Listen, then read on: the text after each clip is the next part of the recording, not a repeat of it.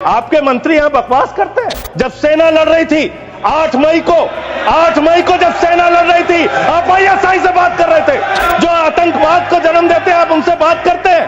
आसिम मुनीर और आसिम मलिक दोनों से आप बात कर रहे थे। प्रधानमंत्री जी, आप गोदी मीडिया से अपनी चाटुकारिता दिन रात करवाना चाहते हैं, करवाइए, कोई हमें दिक्कत नहीं है, वो लोग करेंगे ही।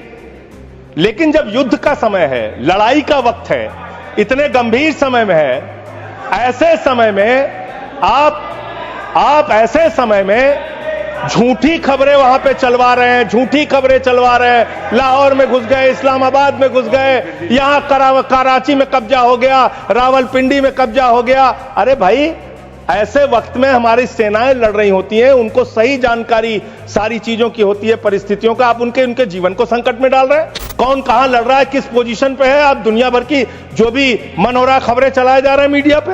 लेकिन इतने गंभीर विषय पे दोनों सदनों के अंदर चर्चा हो रही है। 18 घंटे काम करने वाला प्रधानमंत्री 2 घंटे भी दोनों सदनों में क्यों नहीं है, ये सवाल हम लोग पूछना चाहते हैं।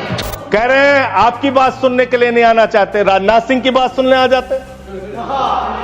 ये लोग भी बकवास करते हैं। हम लोग जब बोले मत सुनो, भेज दो वापस, कम से कम अपने लोगों की तो सुनने आ जाओ। बकवास वो भी सुनने नहीं आते। बकवास बोला सब, बकवास सब नहीं, उन्होंने बोला हट जाएगा दोनों। जैसे आप उनका सुन ले, वैसे मैंने उनका सुन लिया। तो आपके मंत्री यहां बकवास करते हैं।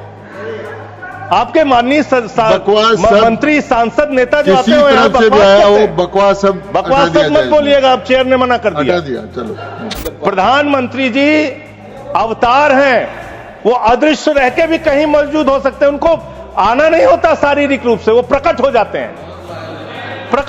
हैं।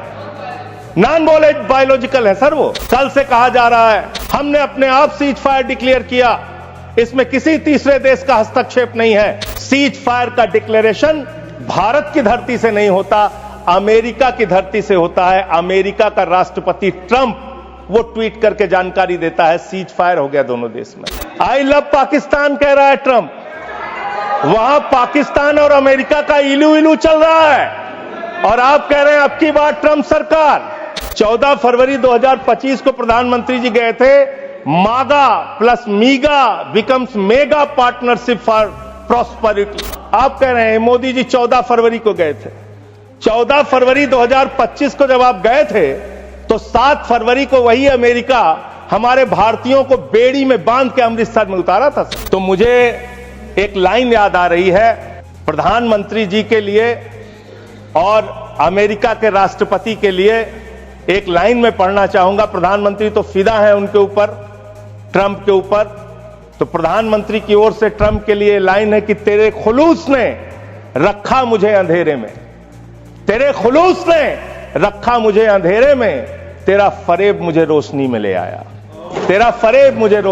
आया, पाकिस्तान के डीजीएमओ ने कह दिया कि अब हम आगे कोई घटना नहीं करेंगे। आप मान गए उनकी बात।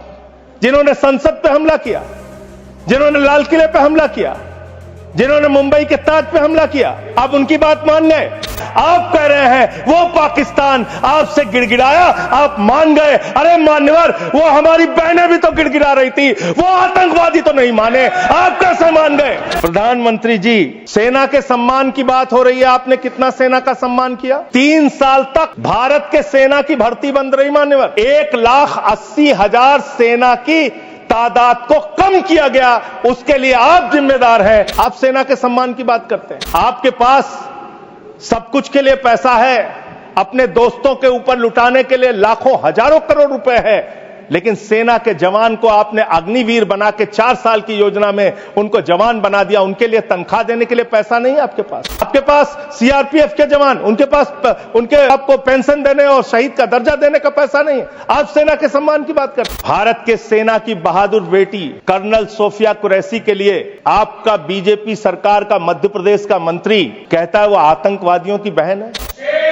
और यही नहीं मान्यवर, भारत के विदेश सचिव विक्रम मिश्री जी, उनकी बेटी के लिए सोशल मीडिया पे इतनी ज्यादा आपत्तिजनक बातें लिखी गई, सरकार ने कोई कार्रवाई नहीं की और विदेश सचिव को अपना ट्विटर का अकाउंट लॉक करना पड़ा।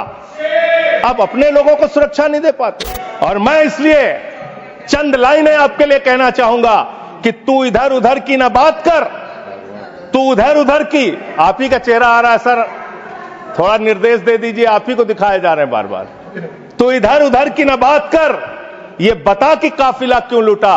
मुझे रहजनों से गिला तो है, लेकिन तेरी रहबरी पर सवाल है। विपक्ष को देशद्रोही कहते हैं, विपक्ष को गद्दार कहते हैं। आप पूरी दुनिया में घूमते हैं, एक देश आपके समर्थन में नहीं आता, एक भी देश आपके पक्ष में खड़ा नहीं होता। लेकिन जब आपको जरूरत होती है, आप कहते हैं विपक्ष के लोगों पूरी दुनिया में जाओ और भारत के पक्ष में बोल के आओ। गए विपक्ष के लोग, हमारी भी पार्टी के 2 सांसद गए, और हम सरकार का पक्ष दुनिया में रख कर आए। जब भी देश पे संकट होगा, हम आपके साथ खड़े हैं। लेकिन लोगों को बांटने का काम, अपमानित करने का काम और रोज रोज इस तरीके से गद्दार कहने का काम बंद कीजिए। बहुत बहुत धन्यवाद।